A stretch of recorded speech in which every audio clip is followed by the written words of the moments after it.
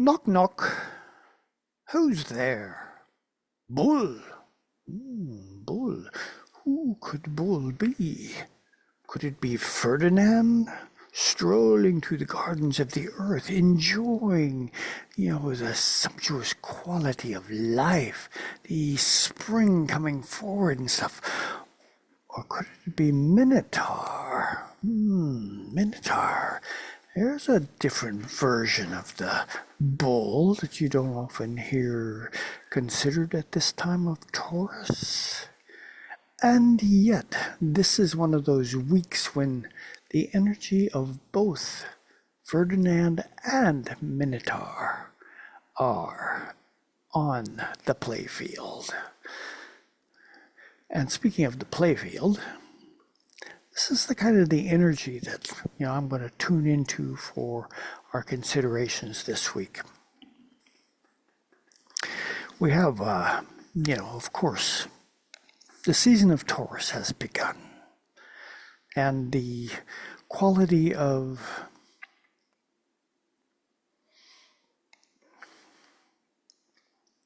compassion is in the air.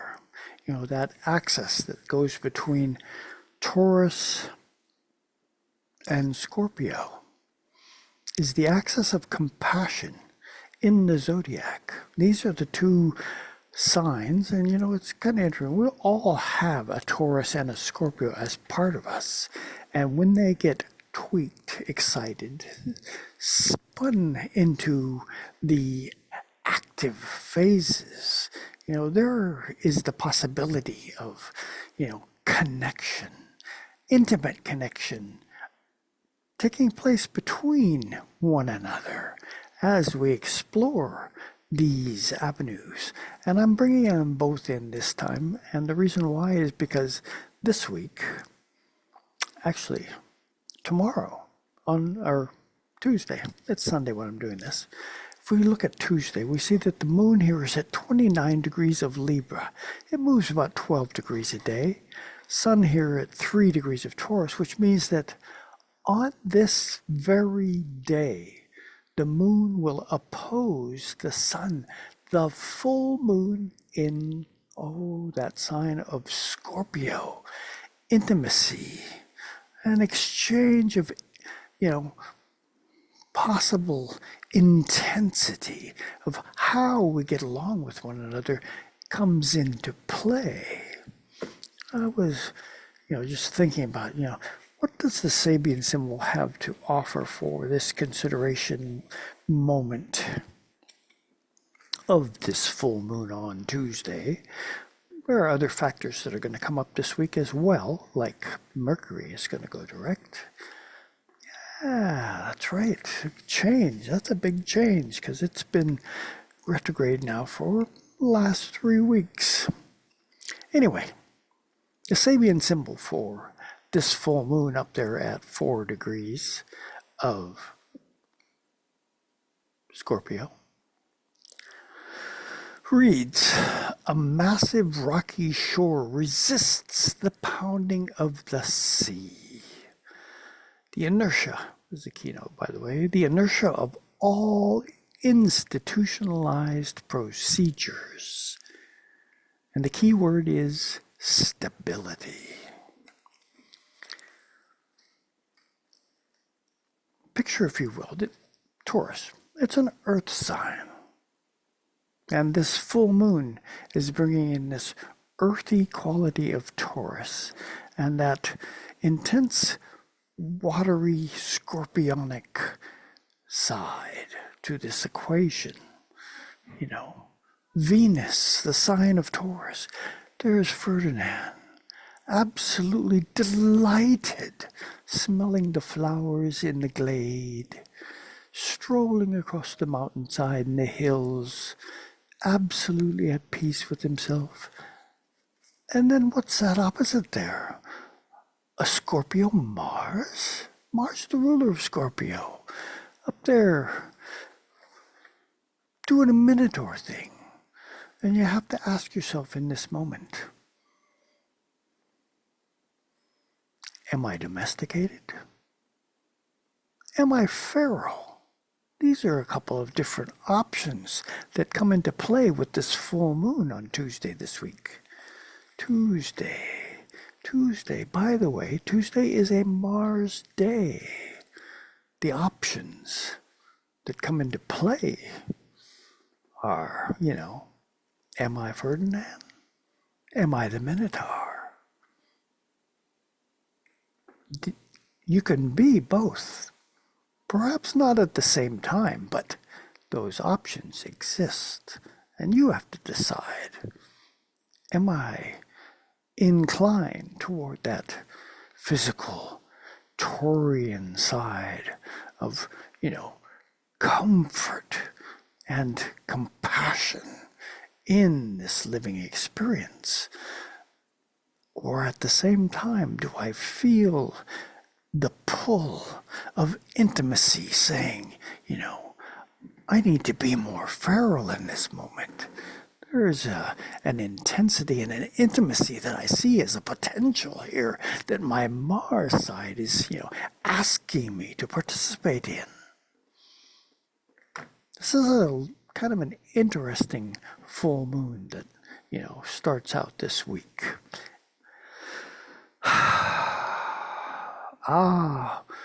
What are things worth? A good Taurian question. What is the likelihood that I'm going to be able to really and most effectively tune into what it is that Mother Earth beckons my attention to really focus on? Is my connection to all of the living process going on the planet right now there? Or does it wander elsewhere? I can't say that one is more appropriate than the other, because there's a place actually for both. It's just that this is a Taurian season. And, just to make a little bit extra excitement for this full moon, Venus, the ruler of Taurus, is in Aries, ruled by Mars. So you can kind of feel the potential inklings of that Martian pull to say, I am the Minotaur. I want to be more feral in this moment than I normally am inclined to. That isn't necessarily wrong. There are moments when it is quite appropriate. This full moon beckons you to consider, how domesticated or how feral am I? Do I want to be in this particular moment? That's a worthy ponder it is as we head on into this week. And, let's just blip ourselves ahead a couple of days. Noticing here, see Mercury at 16, we go to the next day. Look at that. Mercury's at 1558. So basically, and it's changed from red to white, which means it has gone direct. It's Thursday, a Jupiter day. What's in store for us? And we've been, for the last 3 weeks, working our tails off to try and facilitate the most appropriate method of being able to make sure that our thoughts don't run too rampantly this way and that. I'm Sunday, so we're still in a Mercury retrograde cycle. This is going to be a little longer read for you because this is the degree that Mercury actually stations and goes direct. So it says, possibly I'm a little exhausted. I'm trying to, get my thoughts straight over these last 3 weeks. And here it is Tuesday. No, it's Thursday, a Jupiter day, which means I need to go for more. And by the way, Jupiter down here is doing its hand-holding with Uranus. So there's the potential for some, shake, rattle, and roll experiences that are in play here for this Mercury turning around and going direct. Anyway, since we're in Taurus season, I think that this particular Mercury going direct Sabian symbol really steps up to the plate and might call our attention. It reads, nature spirits are seen at work in the light of sunset. And the keynote, attunement to the potency of invisible forces of nature. Did you know that both the domesticated and the feral sides both qualify as natural? Anyway, more reading about this particular Sabian symbol. In the light of personal fulfillment, symbol of sunset and wisdom, man may be able to establish a life-giving contact with natural forces. These are active anytime growth processes take place. But man's individualized mind, we're talking here about Mercury, remember, is usually too focused on working for consciously set goals to be able to realize concretely the presence of invisible or occult forces in operation. These forces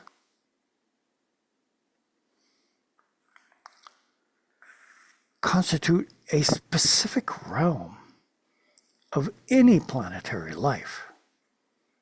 They are inherent in all biospheres on whatever planet. They are non-individualized and unfree energies forming in the substratum of the life processes. Thus, of the process of integration at the level of the planet as a whole, i.e., the planet as an organism with its automatic systems of growth, maintenance, organic manipulation.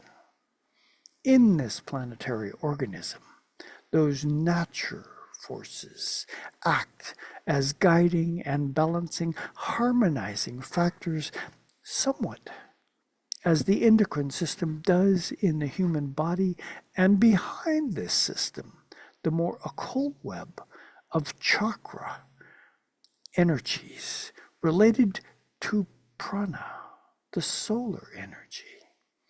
It is when this energy becomes less dominant, thus symbolically at sunset, or when the body energy is weakened by illness, fasting, or sensory deprivation, that it becomes easier to perceive these nature spirits and to give them forms that symbolize the character of their activities.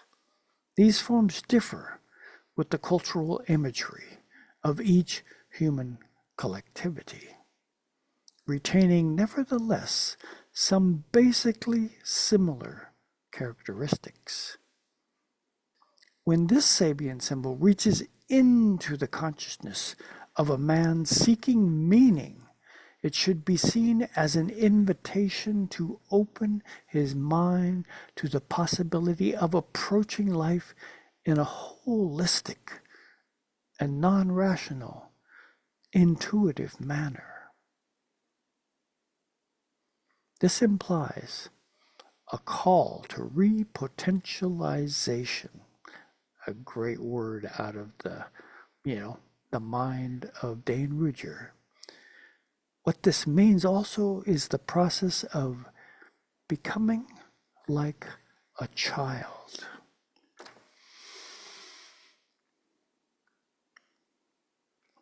Taurus, first earth sign of the zodiac, has that invitation of an open honesty kind of like a child, kind of like Ferdinand out there grazing the natural fields of the world. One thing that always comes into play when in the realm of Taurus, or, perhaps your particular Taurian aspect comes to the fore, and right now we're in the season of Taurus, so that is a potential, is the appreciation of flavor. Taurus lives to be satiated with, delightful tasting treats, whether that be desserts or entrees that, allow for the natural salivation processes to erupt with delight in whatever fashion that happens to be. There's a really amazingly intense quality of this Taurian Scorpio axis that's in play during this season. And with the full moon coming in Scorpio for this first part of the week, where are those appetites going to take you?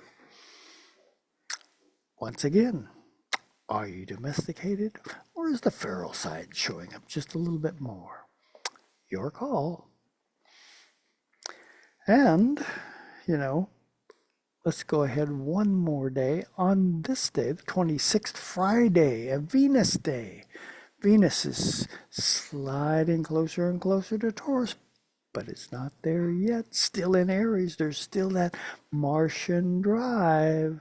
But on this day, if we look at the declination, which is the movement up and down of things, see here on the moon line how that's red? That means the moon has gone out of bounds.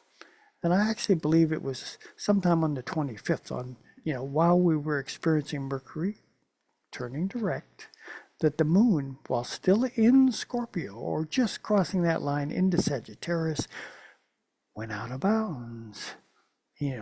Right on the heels of this week of the full moon, asking us, am I going to be, driven by the passions of Taurus or Scorpio? Both options available. Your call, remember.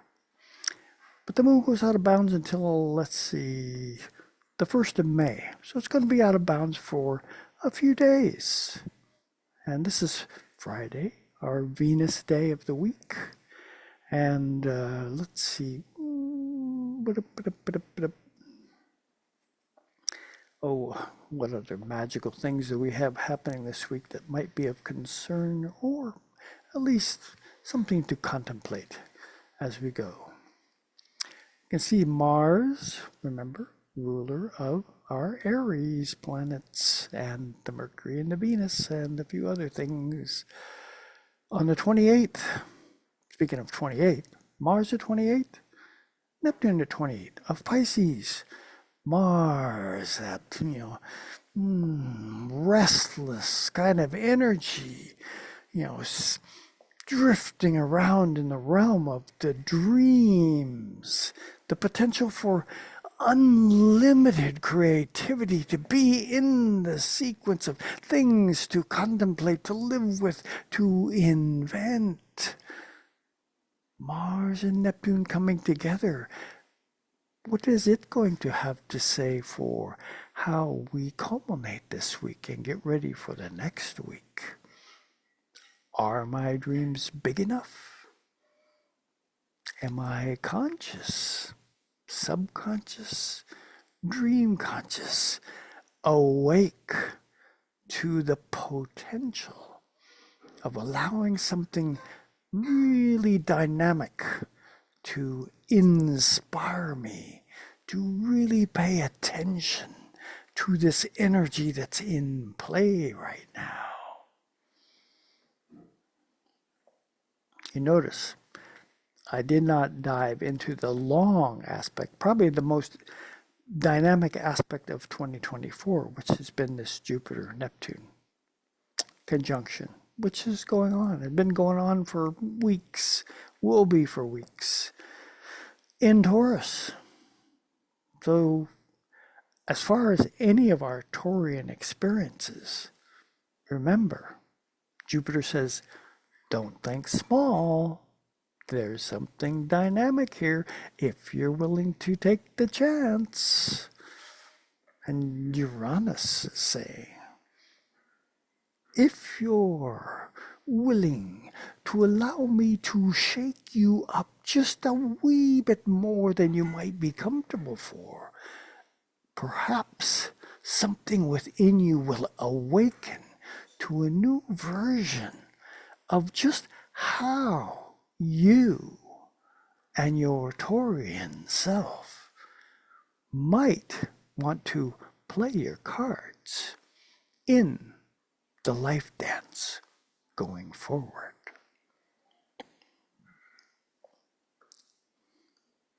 That's it. All I got for you this week. I'm in a playful mood. You may have noticed that. I allow you, willing you, gift you with the choice that you make as far as, how domestic or how feral do you want to be this week. They're both in play. So enjoy the week, and I will come back next week and see what kind of an experience are we going to have as we step on into the month of May. Ciao, adios.